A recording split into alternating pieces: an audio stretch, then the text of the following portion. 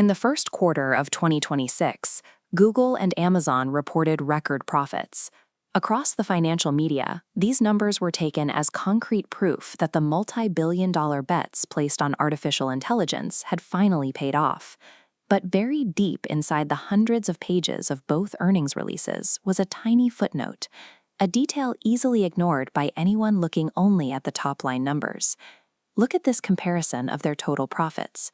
Google derived nearly half of its entire $62.6 billion profit simply by updating the value of private companies it holds equity in. Amazon was even more direct, booking $16.8 billion in pre-tax gains directly from its investments in a single startup, Anthropic. These celebrated earnings resulted from financial engineering. The companies simply updated the book value of the startups they already own a piece of. Imagine owning a restaurant and lending a friend $100. The next night, they take that exact bill and buy dinner at your restaurant. You record a $100 transaction as brand new revenue. You were telling the truth, but hiding the actual source, yourself. This closed-loop transaction, where a business effectively funds its own revenue, is the exact blueprint for how the highest levels of the artificial intelligence industry operate today. Consider Microsoft's $13 billion investment into OpenAI. A massive portion of Microsoft's investment was delivered as Azure Cloud credits. In 2024, OpenAI used $5.6 billion of those servers, but Microsoft records that usage as pure cloud revenue, causing analysts to praise Azure's growth and drive the stock price higher. By doing business with an asset they fund, Microsoft created a completely legal mechanism to engineer the financial perception that they are pulling ahead in the AI race. Google poured $3 billion into Anthropic, and Amazon invested $8 billion. In return, Anthropic's cloud spending flows back to them as revenue growth.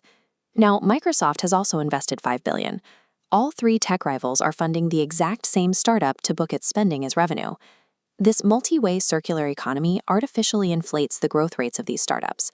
When investors see massive revenue numbers, they apply higher multipliers, directly causing the multi-billion-dollar private valuations dominating the market today. We have seen this circular logic before. During the dot-com bubble, companies frequently invested in each other and booked each other's spending as revenue to justify soaring stock prices, right up until the capital dried up. This chart shows the trajectory of the underlying burn rates threatening the current system. Based on internal projections, OpenAI could face a cumulative $115 billion in losses by 2029. If even one hyperscaler decides to pull back its investment, the cloud credits shrink. The circular revenue dries up. Without that engineered growth, those inflated valuations face an immediate collapse. Right now, the entire industry rests on a fragile structure. It depends entirely on keeping investor sentiment positive enough to maintain the steady flow of capital into this artificial loop. But there is a counter-argument. While the circular funding loops are real, independent external revenue is actively breaking into the system.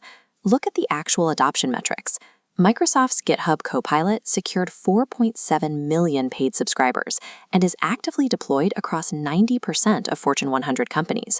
Real developers are paying real money. Anthropic's developer tool, Claude Code, generated $500 million in annualized revenue shortly after launch, helping to push the broader enterprise AI market to $37 billion in external sales. This circular funding acts as a massive bootstrapping phase. Just like the heavy subsidies required to build the transcontinental railroad, the infrastructure is being financed before mass adoption arrives. We are simultaneously witnessing highly sophisticated valuation inflation, alongside a rate of technological adoption rarely seen in business history. Both realities are coexisting right now. The survival of the entire artificial intelligence economy rests on a ticking clock. It all comes down to whether real-world customer demand can outgrow the artificial accounting loops before the initial pool of